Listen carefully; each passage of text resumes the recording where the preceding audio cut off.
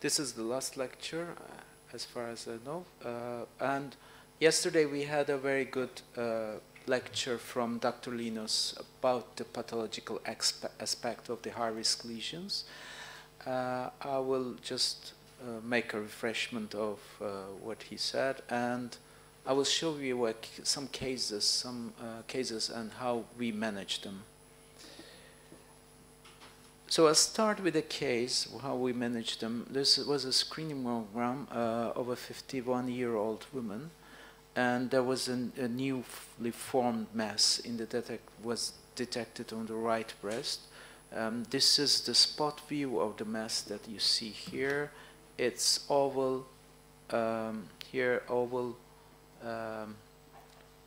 circumscribed, and almost with the same density with the breast tissue. And here on the right side, you see the ultrasound image of the same lesion.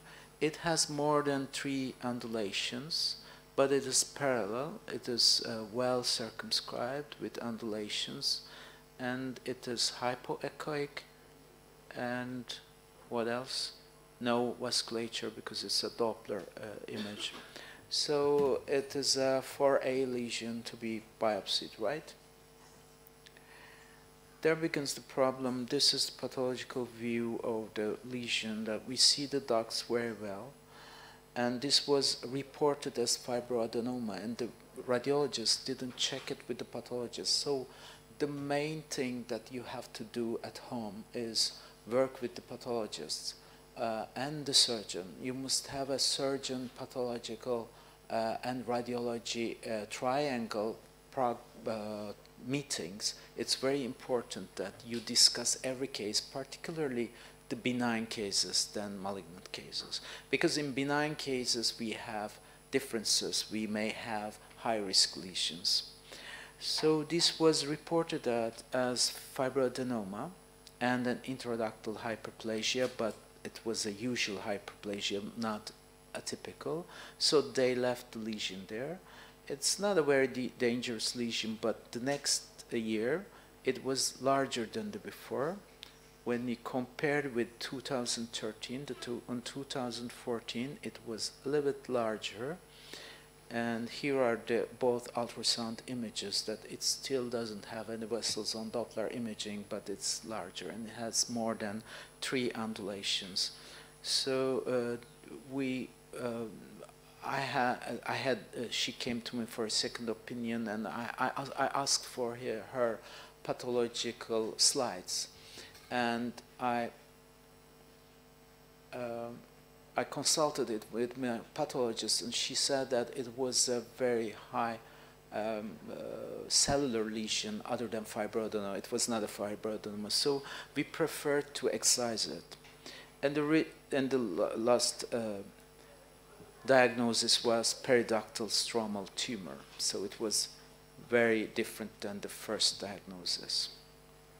So there are some malignant and benign lesions, but in between them there is the gray zone, which is called high-risk lesions or potential lesions or borderline lesions or B3 lesions. This is not the B3 of BI-RADS. It's not BI-RADS 3, it's B3 pathology, histopathological lesions. These lesions are, as yesterday it is well explained, the atypical ductal hyperplasia, papillary lesions, radial scars or complex sclerosant lesions, the lobular neoplasias, and flat epithelial atypia. So these B3 definition is the classification of UK National Health Service breast screening program in 2001 for the reporting of diagnostic procedures without surgery.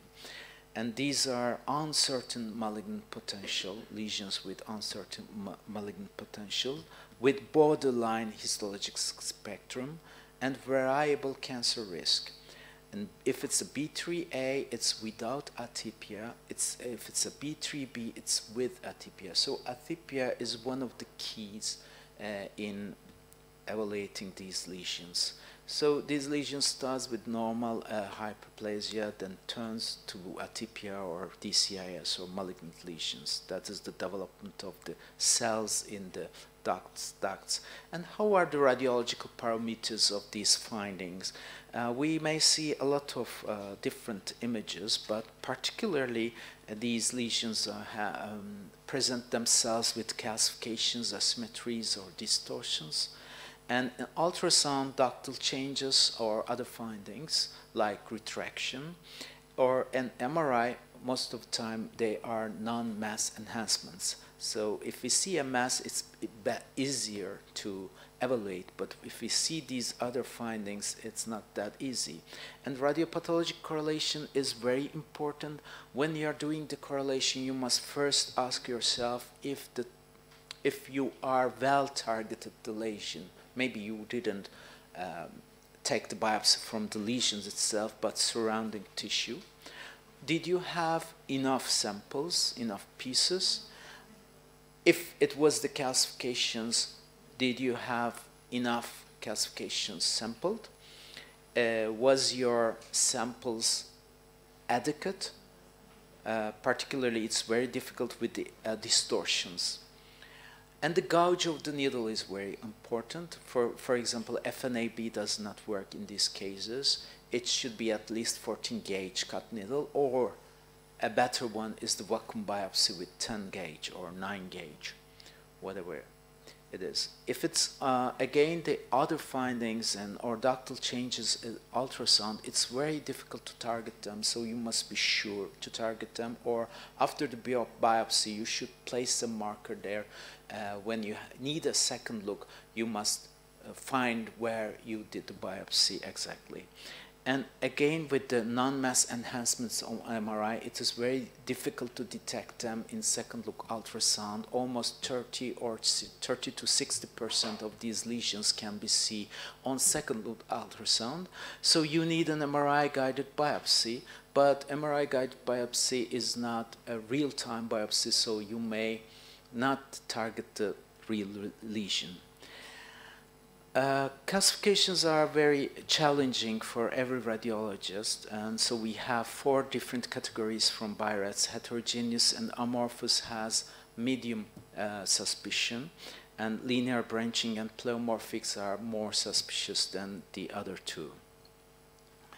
What are the radiological parameters? Again, the radiological pathological correlation is important. Size of the lesion is important.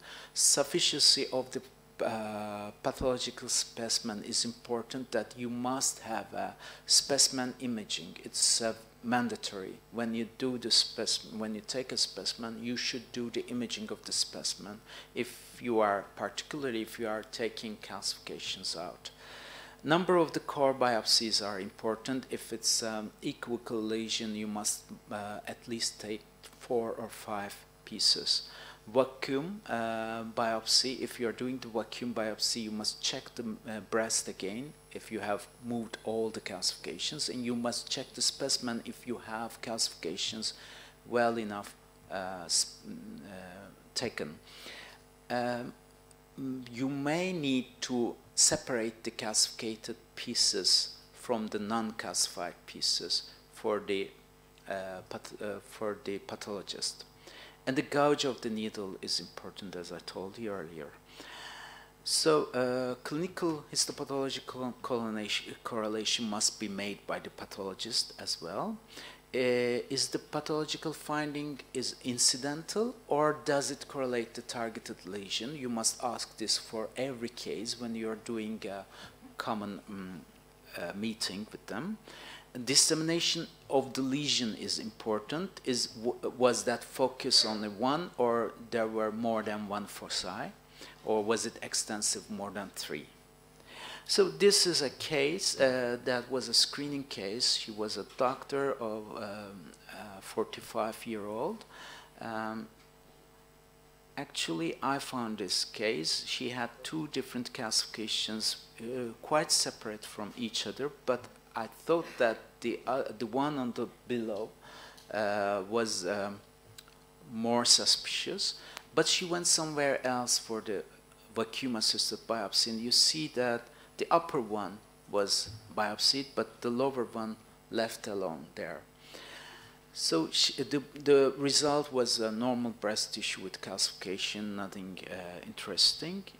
So I have seen her 3 or 6 months later, and I told her that her biopsy was not adequate. The radiologist who did the biopsy to her did a very good biopsy. She removed every calcification here, but she missed these calcifications maybe, I don't know.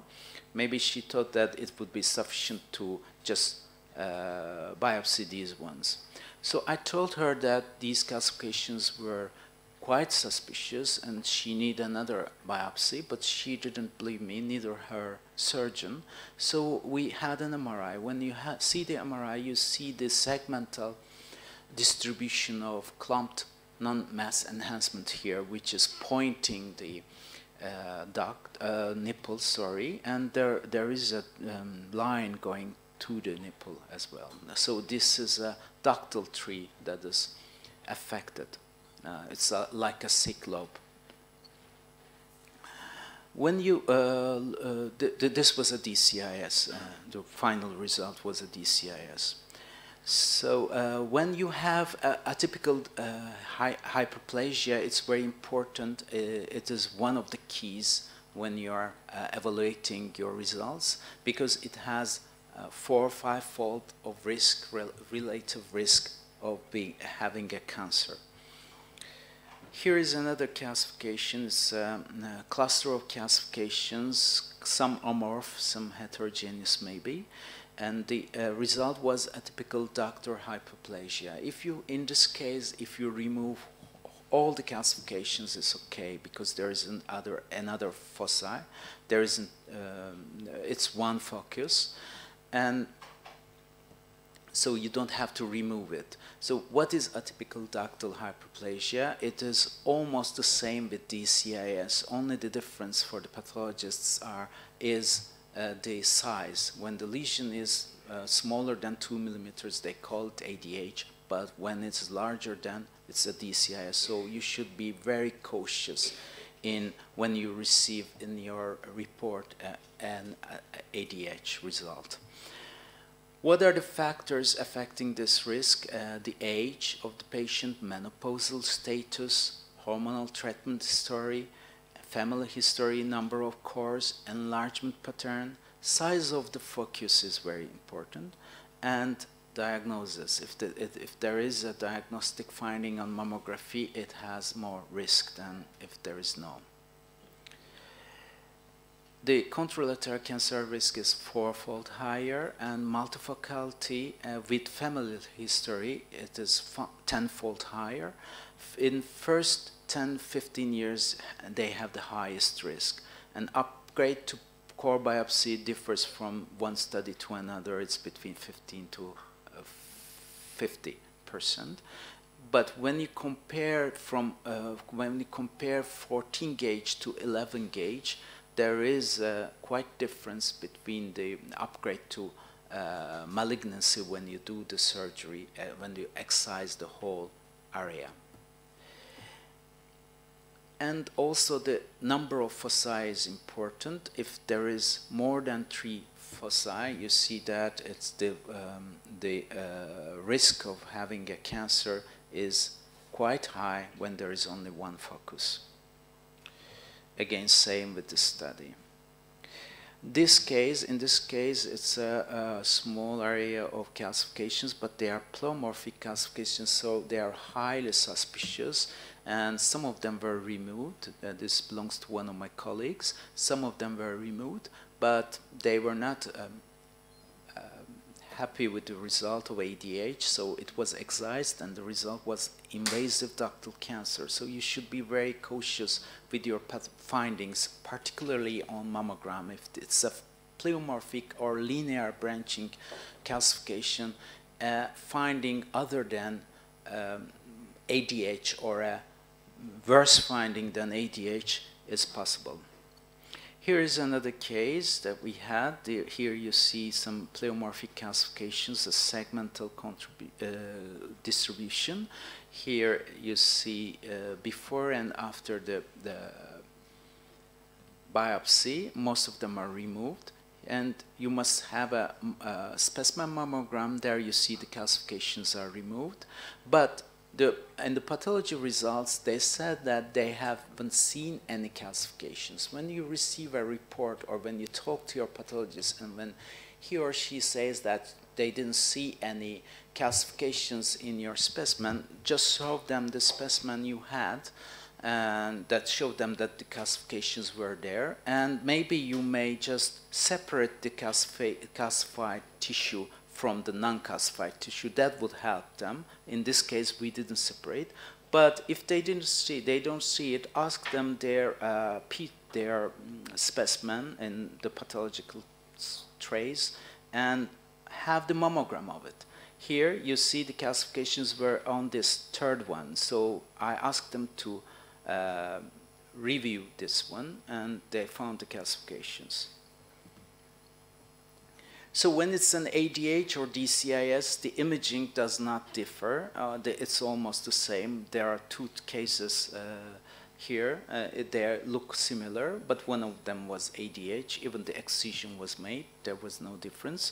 And the other one is DCIS.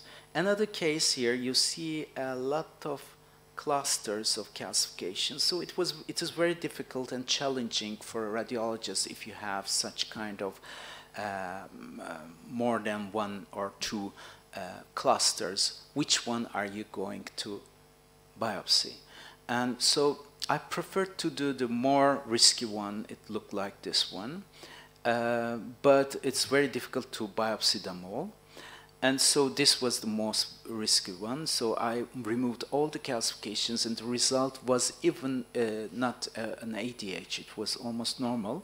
But I had, as I told you before, I always have the MRI of these patients. And MRI showed clumped non-mass enhancement in a segmental distribution pointing the nipple here. It's like a tree here, you see. Tree and apples on a tree. It looks like apples on the tree. So it looks like a DCIS. And so there is the histopathological radiological discordance. And I told the patient, and this time I did the biopsy to two different clusters that were not as evident as this one, and we received the result of DCIS. This is another case, the calcifications. She was very anxious, and she moved during the positioning, and after the positioning of the needle, you see the calcifications are below or back, behind. This is the chest wall here. So she moved. We tried 3 times. She moved every time. So at the last time, I said, I will try to use the vacuum and take out some of the calcifications. And I was able to remove some of the calcifications, but the result was only ADH. So are you comfortable with this result? No, because I know that I left a lot of calcifications. I didn't well targeted the lesion. So you should do the excision. And when we do the excision, we prefer to do the bracketing. We bracketed with 2 wires the calcification area, and it was a DCIS of moderate grade. So management of risk, we have this consensus. We had this consensus meeting in 2014, and for ADH, what we recommend is to surgical excision, particularly for the ones that are made with core needle biopsy or radiopathological discordance. But if the diagnosis is made by vacuum-assisted biopsy and you are sure that all the lesion is extracted, then you can leave, the wait and see can be justified. Here is another amorphous calcification cluster. It was an LCIS. So what is LCIS? The old definition for this is lobular hyperplasia with atypia, and the other one is lobular carcinoma in situ.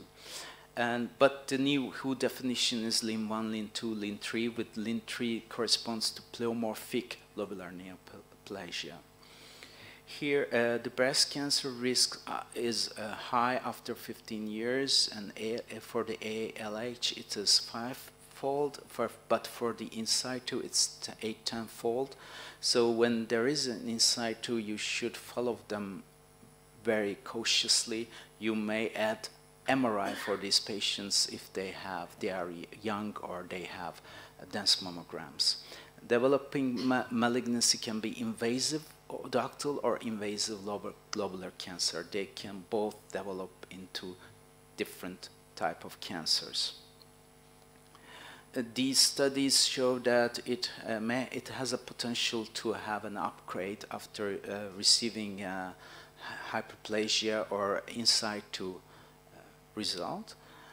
But however, recent studies show that it's not as dangerous as it has been seen before. So wait and see can be one of the options. But radiopathological result correlation is again very important. Here you see a mass with spiculated borders. It is not retraction only. It looks like a mass, but I'm not sure if it's a mass or a retraction. And here on the ultrasound, you see some hypoechoic area with some shadowing, but it's not quite massy. Here on MRI, it's the same thing. You can call it a non-mass enhancement or a small mass. And this was when you receive an LCIS with this lesion, the result is not sufficient. So you should do the excision in lesions like that. Excision to whom when you receive a result like neoplasia, lobular neoplasia or in situ, if she has a breast cancer history or if she has a lobular neoplasia associating other high-risk lesions like ADH, particularly atypia is very important.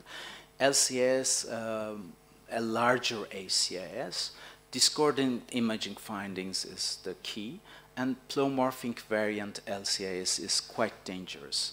So you can follow up the incidental finding of a focal lobular neoplasia, and if there is the radiopathological concordance. Here is another 35-year-old woman who presented with the cancer, with ductal cancer on the left breast, but she had these calcifications on the right breast. Here is the magnified view. It's a cluster of calcifications and the MRI findings, which was an atypical lobular hyperplasia. So would you excise it, or would you?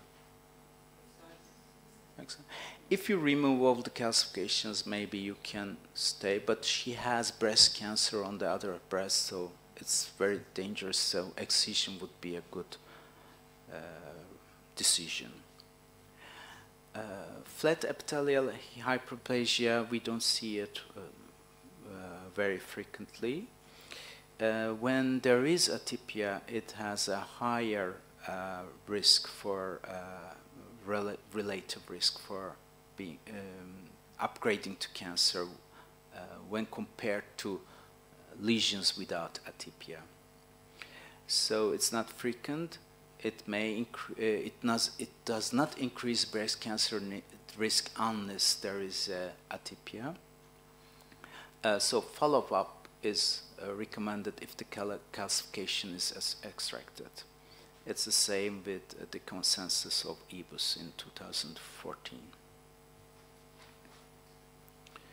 Radial scars may be painful for radiologists if they are larger. When they are larger, we call them sclerosing, complex sclerosing lesions.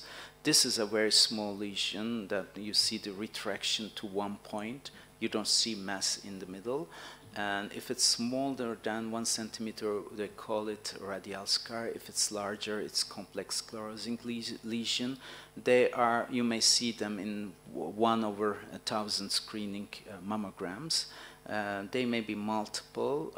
Most of them are small. Here is an automated breast ultrasound finding of a patient that she didn't have any findings on mammogram.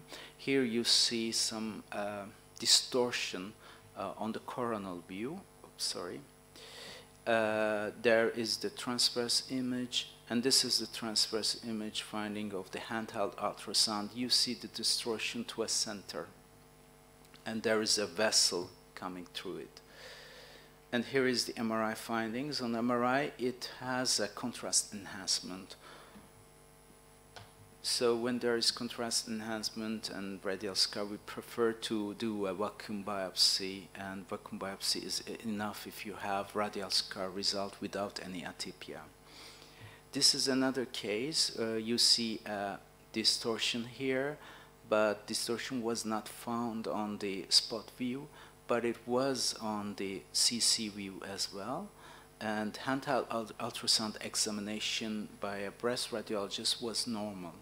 But however, she had this distortion here, on the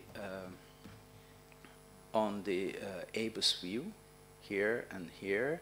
So we prefer to perform an MRI, and the MRI findings showed the mass with speculated borders, which then we made a second look, and we found on handheld ultrasound, and the biopsy showed that it was an invasive cancer. So these may look like each other. Radial scars may look like cancers. Cancers may look like radial scars. So be very careful, and always discuss it with your radiologist and surgeon.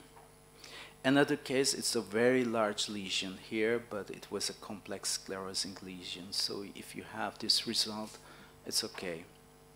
So these may originate from adenosis papilloma or hyperplasia or atypical ductal hyperplasia when there is, the risk is not much, when there is no atypia.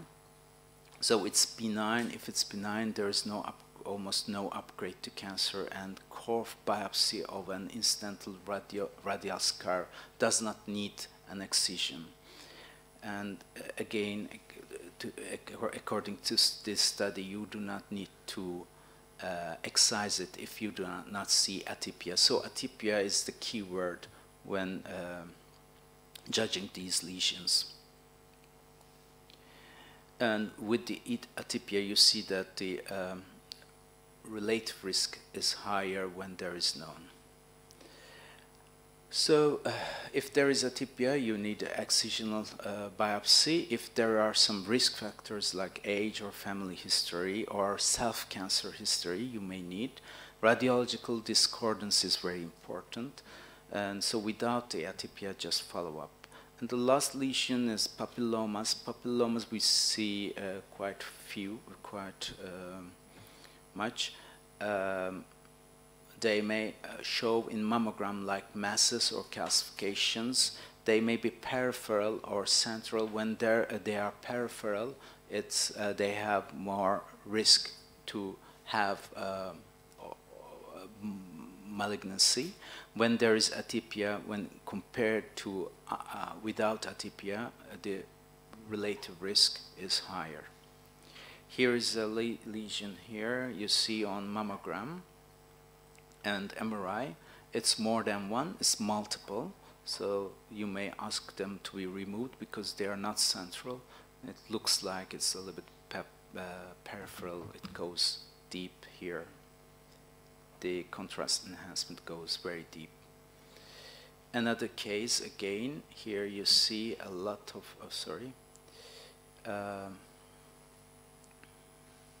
a linear contrast enhancement here. It looks like multiple papillomas and peripheral localization. This is the ultrasound finding of the patient. So there may be different epithelial changes in a papilloma. If it is multiple, the risk is higher. If there is atypia, the risk is higher. So the keywords here are multiple to be multiple and has an atypia in the papilloma. What are the challenges for the pathologist when you do the, particularly with the TrueCut biopsy, they receive small fragmented specimens. It's very hard for them to evaluate. And the papillary lesions are heterogeneous, so be very careful. They are complex lesions. You may just target at the normal part of the papilloma, but there may be harboring a malignant part in somewhere else that you didn't target. So be very cautious in judging these lesions. When there is radiology pathology correlation, the upgrade to malignancy is very low. So you don't need to excise them if there is no atypia, if they are not multiple, if they are not peripheral.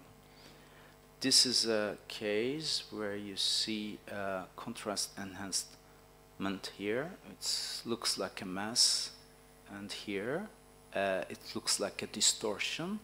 On automated breast ultrasound, you see two lesions close to each other, one on the 3 o'clock and one on 2 o'clock or 2:30. Here the transverse image of the lesion on the upper part, and here on the lower part. It looks like mass. It has a continuity with the ductal system, so it looks like papilloma. Here are the handheld findings. You see you see the ducts going out of it very well, particularly in this one on the lower side. It's continuing with the ductal system. So the result was papilloma with the atypia. You have to remove it. We removed it, but it didn't harbor any cancer. So surgical the excision is needed for lesions, particularly with atypia, and for the ones that are peripheral and multiple. But there is still not consensus between the pathologists or radiologists. You see these answers for different lesions from different disciplinaries here, and you don't see any consensus. Still, there is not consensus much. This is a study with breast surgeons from 477 physicians, and you see still there is no consensus for the excision or selective excision or follow-up of the patients. But however, cancer risk in B3 lesions it is 17% according to this study. It may upgrade to malignancy when you take them all together. It is more with the ones with the atypia. And this study also, it's a survey for the lesions detected on core needle biopsy at American academic institutions. Here you have the answers. It's very small. Yes, for the ADH, almost there is consensus for excision, but it's not for AALH, sorry. Again, for papilloma, different answers. So another consensus is for papilloma with atypia. Is there a role for MRI for these B3 lesions? Yes, particularly for non-mass enhancements, there is a percentage of 43% malignancy risk in these cases, particularly if they are enhancing with contrast. And the negative predictive value is quite high for papilloma and radial scar, but a little bit lower for ADH and lobular neoplasia. Here, when you look at the overall results, contrast-enhancing lesions are more dangerous than the non-contrast-enhancing lesions. So if it's a contrast-enhancing lesion, you should be more cautious when evaluating the result of your biopsy. So what do we do? If it's a category 4A lesion and there is a correlation and there is no atypia, you can stop. But if it's a category B, 4B or 4C lesion, you must be cautious, re-evaluate very well. if it's a 4C lesion, if it looks like malignant on the imaging, you should re-biopsy. And sufficiency of the specimen is very important. Check for the sufficiency, number of the specimens, bore of the needle, and targeting. Just go and revise your biopsy. Lesion size is important. In small lesions, you may miss the target. Radiology pathological correlation should be made in a common meeting, and you must also keep an eye on risk factors of the patient. Another take-home messages: under imaging guidance, the adequate biopsy is the key, so be sure that your biopsy is adequate by doing the specimen radiogram and also re-imaging of the breast after biopsy. If there is any doubt, check every step of your biopsy. Atypia is one of the important variables for excisional biopsy. And MRI can help for decision making, image correlation with your mammogram findings and ultrasound findings, particularly contrast enhancing non-mass enhancements are important in the evaluation, in the decision making process. Surgeon, radiologist, pathologist meetings are fundamental. You must do them every week. If you can't do it every 15 days, every 2 weeks at least. Thank you very much.